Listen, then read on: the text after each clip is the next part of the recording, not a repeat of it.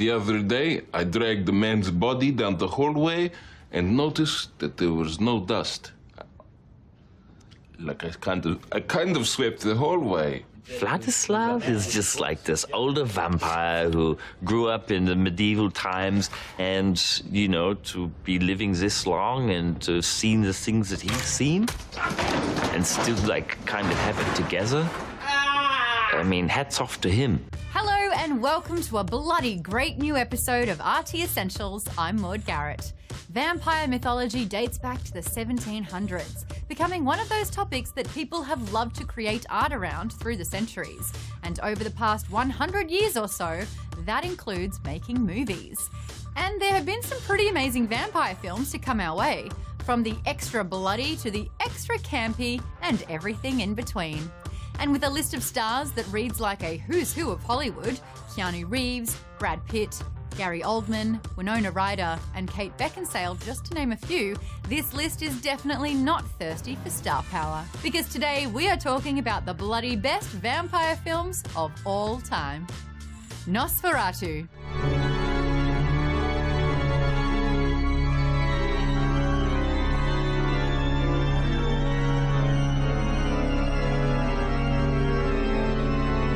Our first film on this list never had one of those fancy made-for-TV trailers or anything, because the first TV wasn't even invented until 5 years after this film was released.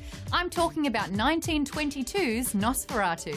This German expressionist silent horror film was directed by F.W. Murnau and tells the story of a vampire who is interested in a new residence, and naturally, the wife of his real estate agent as well.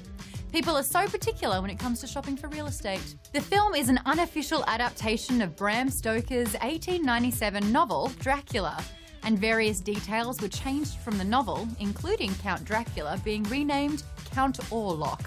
But despite the differences, Bram Stoker's heirs sued over the film, and a court ordered all copies of the film to be destroyed. Luckily, some survived, and it came to be known as a highly influential masterpiece. Let's hear it for hoarders, everyone.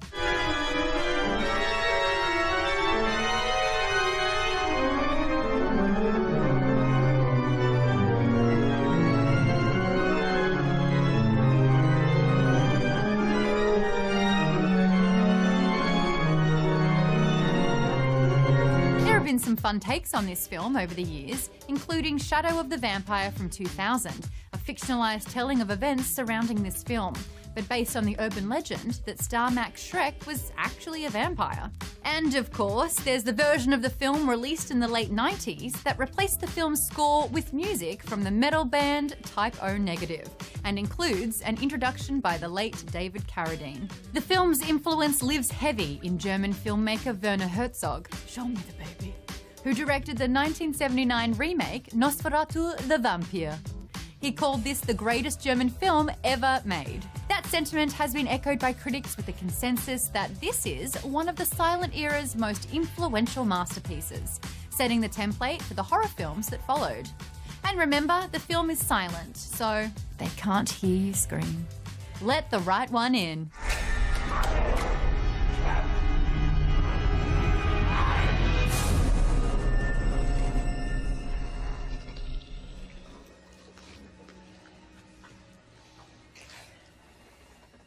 Next up is a 2008 Swedish romantic horror film. I know, another one of those.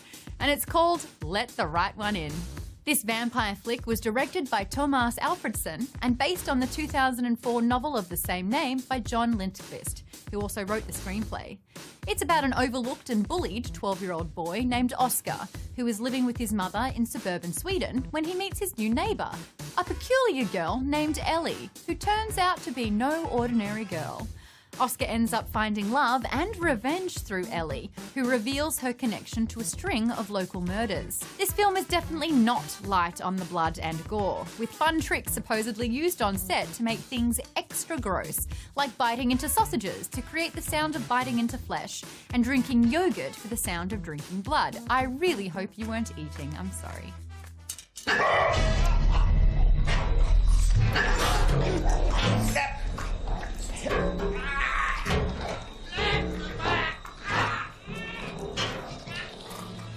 Let Get the Right One In was a film festival darling and picked up a bunch of awards, including the Jury Award for Best Narrative Feature at the Tribeca Film Festival. There's also an American remake that was released in 2010 called Let Me In.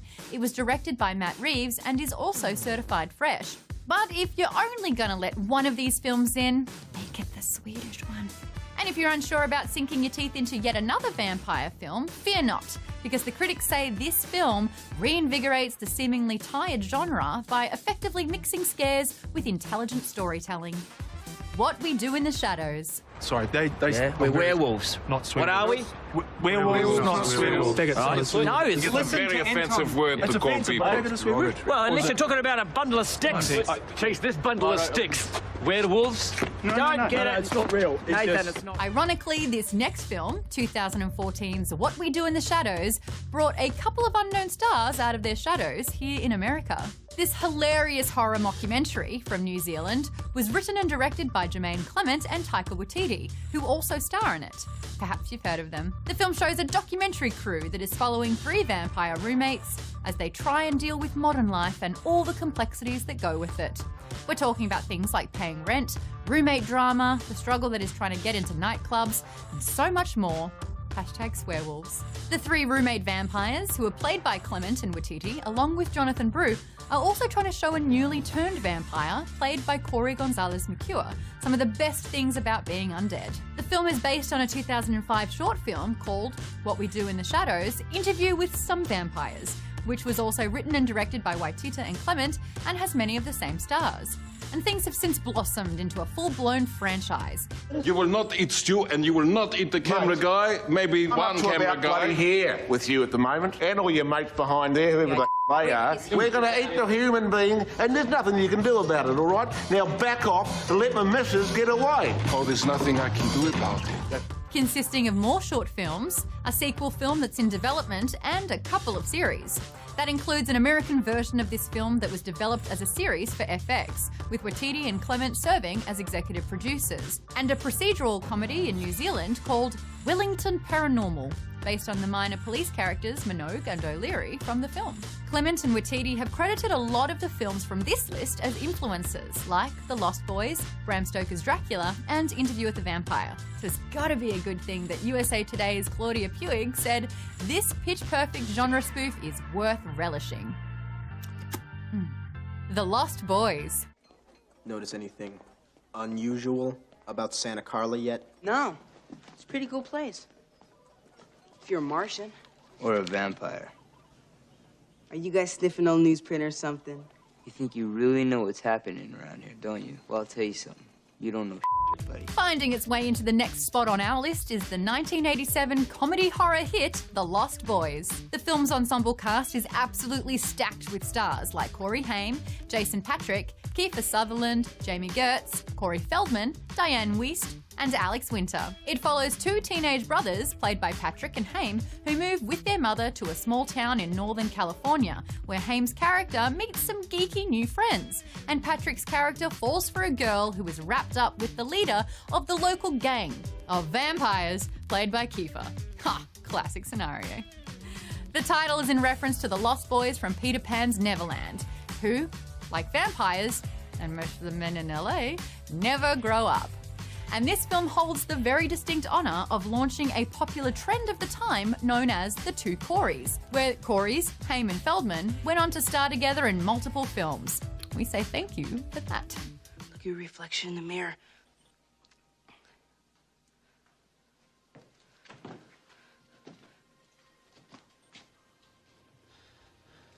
You're creature of the night, Michael.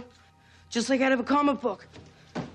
You're a vampire, Michael. Most of the filming took place in Santa Cruz, where the popular beach boardwalk still has a bunch of classic carnival rides to this day, which is partly why Jordan Peele's Us did some filming there as well, a movie that pays homage to The Lost Boys in some big ways. And if you show up to the boardwalk at the right time during summer, you might catch an annual screening of this film as part of their summer movie series. Date night. This certified fresh cult classic was a commercial success, growing into a franchise that includes 2 sequels and 2 comic book series. And the critics have loved it too over the years, with a consensus that it is eminently watchable, blending horror, humour and plenty of visual style, with outstanding performances from a cast full of young 1980s stars.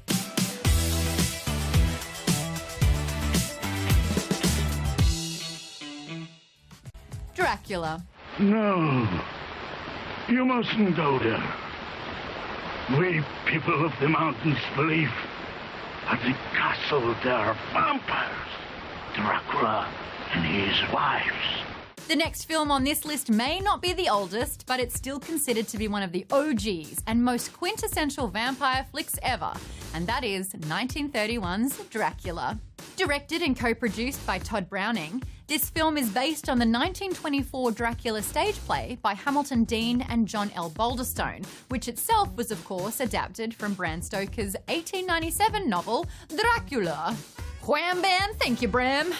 Bela Lugosi stars as the mysterious and rather dashing Count Dracula, who moves from Transylvania to England. There he sleeps in his coffin by day and wreaks havoc by night as he searches for young women to prey on their blood and turn them into vampires. I'm right here.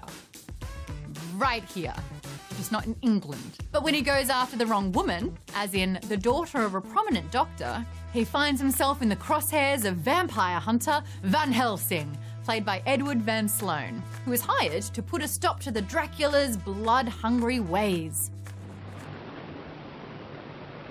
More wolfbane. More effective than wolfbane, Count. Indeed. The sets that were used for filming on the Universal Studios lot in California were also used at night for the filming of Dracula, a concurrently produced Spanish-language version of the story that is iconic in its own right. And this marked the first film adaptation of Dracula with sound, something we all take for granted now as you hear my lovely voice. And while several actors were considered for the title character, Lugosi had a break a leg up on the competition since he previously played the role on Broadway. And as the film's notable influence on pop culture has grown, Lugosi's portrayal of Dracula is credited for helping establish the character as an icon, horror and otherwise. On top of that, the film's commercial and critical success helped lead the production of several sequels and spin-offs, including 1936's Dracula's Daughter and 1943's Son of Dracula, the whole family.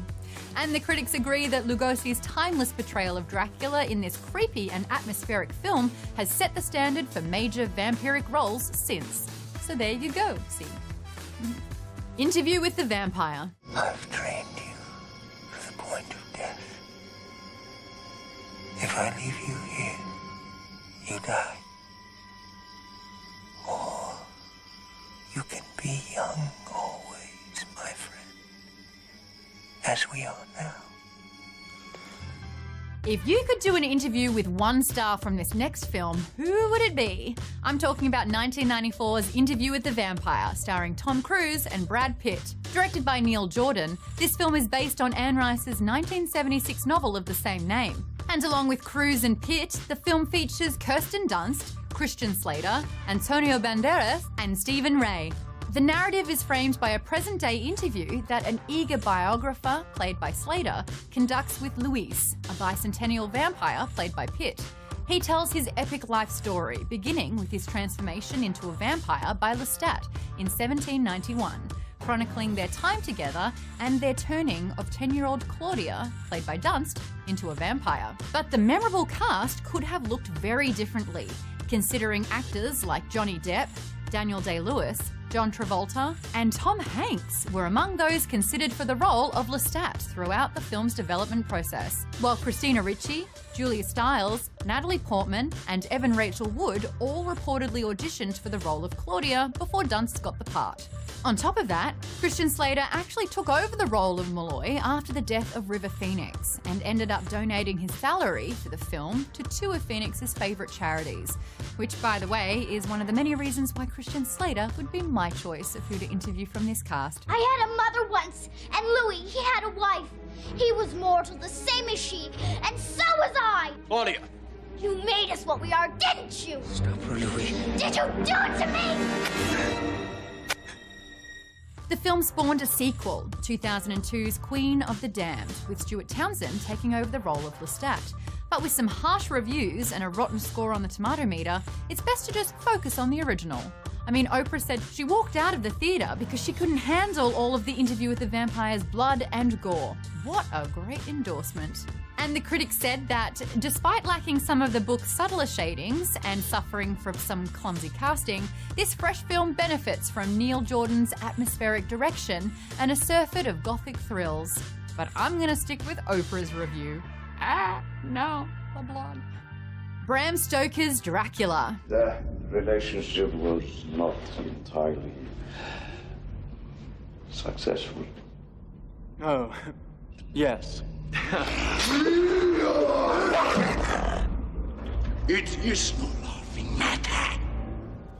But hey, if we're going to be talking about 90s vampire films, we gotta mention this star-studded gem from 1992, Bram Stoker's Dracula.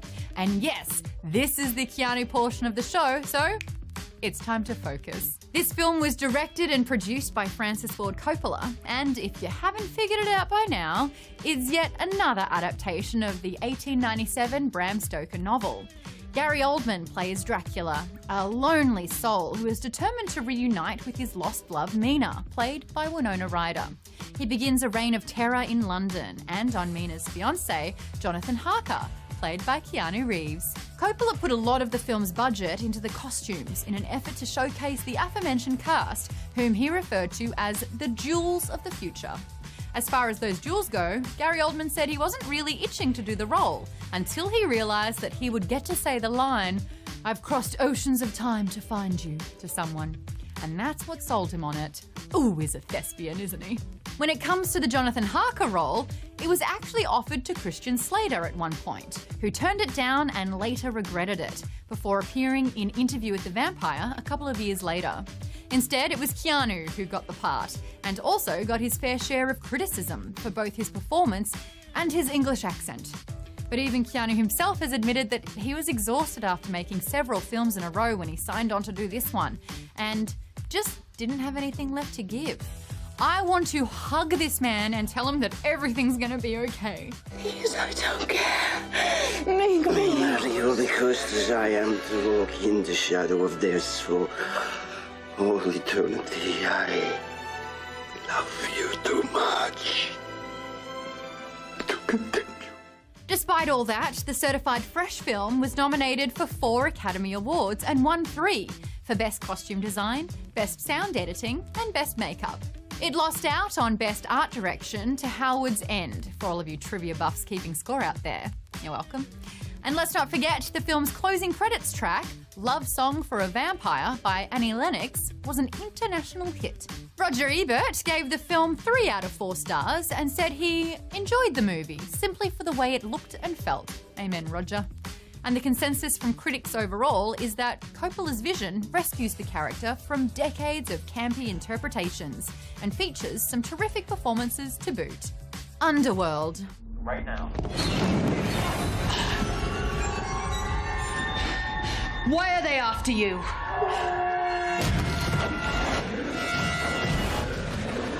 Not only does our next movie have an action star in the making and a behind-the-scenes love triangle, it also has vampires, because that's what this list is about. And this is 2003's Underworld.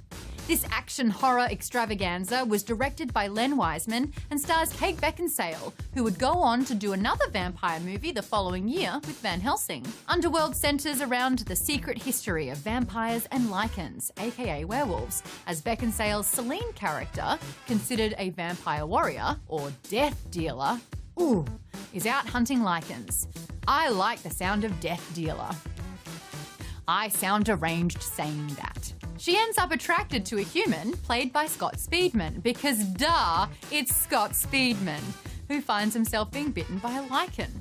That leaves Celine with the decision of whether to do her duty and kill him, or go against her own and save him.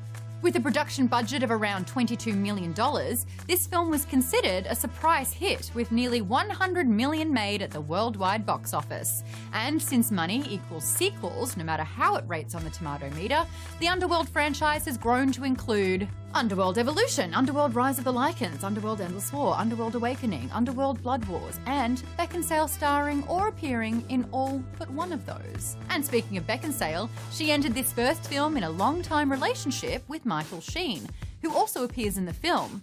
But during this time, she met the director Wiseman and went on to marry him the following year. Ooh, salacious. They divorced in 2019, but her and Sheen, and even Wiseman and Sheen, remained close over the years, so it was like one big, happy underworld love triangle. I think the vampires would approve. I loved my daughter. But the abomination growing in her womb was a betrayal of me and of the coven. Audiences love this film, but critics have had a tough time with it. Nick Shager from Lessons of Darkness said that Beckinsale's detached, no-nonsense demeanour helps give this chilly adventure an S&M-inspired eroticism. And that the critics' consensus is that, while the film is stylish to look at, Underworld is tedious and derivative.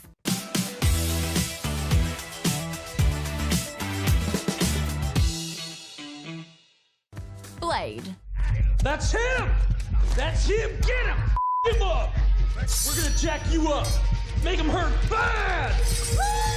This next film has been credited with a lot of things, like kickstarting Marvel's film dominance of the past 2 decades and cementing Wesley Snipes as a superstar. But I give it credit for just being a badass movie, and I'm talking about 1998's Blade. This film, directed by Stephen Norrington and written by David S. Goyer, is based on the Marvel Comics superhero that was created in 1973 as a supporting character in the comic The Tomb of Dracula. Wesley Snipes stars as Blade, a human with vampire strengths, but not their weaknesses, who teams with his mentor, played by Chris Christopherson, and hematologist, played by Nabush Wright, to fight against vampires, or more specifically, Stephen Dorff's super bad Deacon Frost vampire. Development for this film dates back to the early 90s, when LL Cool J was interested in playing the lead role. And at one point, the studio had a short list of possible candidates that included Denzel Washington, Lawrence Fishburne, and Snipes. It wasn't until after failing to get a Black Panther film into production in 1996 that Snipes agreed to do this one. Some are always trying to ice skate uphill.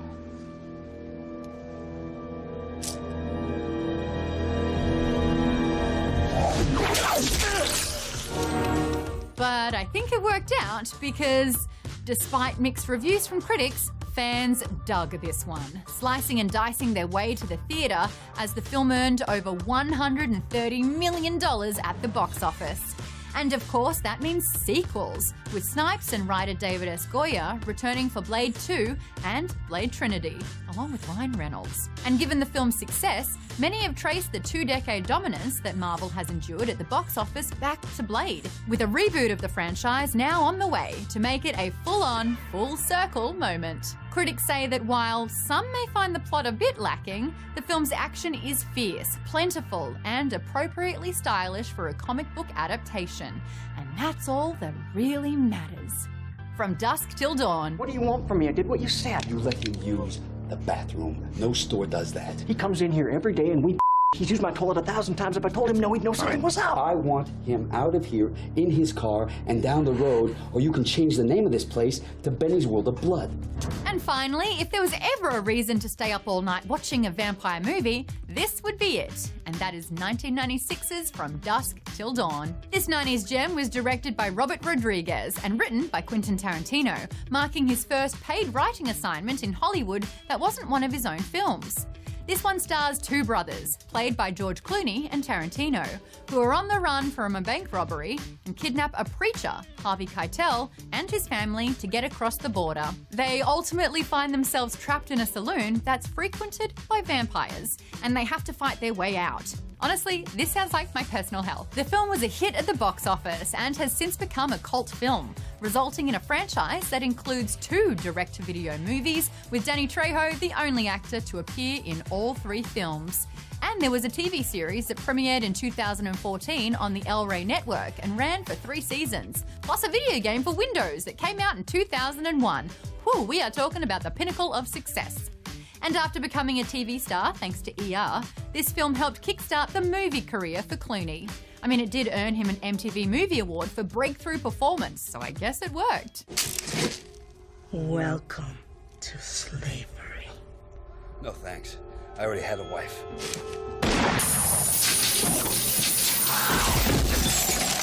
Critics took some issue with the film's overly violent nature.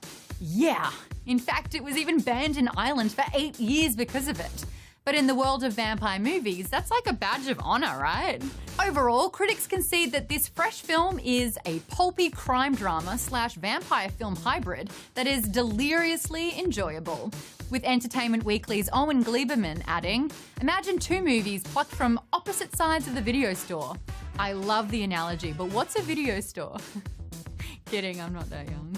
I don't know about you, but I am totally thirsty for some Bloody Marys. That is our list of the bloody best vampire films. Hopefully you can take a bite out of some of these if you haven't already. And remember, blood's gluten-free, so it's practically good for you. I have no idea if that's true. Thanks for checking out RT Essentials. I'm Maud Garrett, I'm gluten intolerant, and remember, if your neighbour has been alive since the 1800s, they're probably a vampire. See you next time.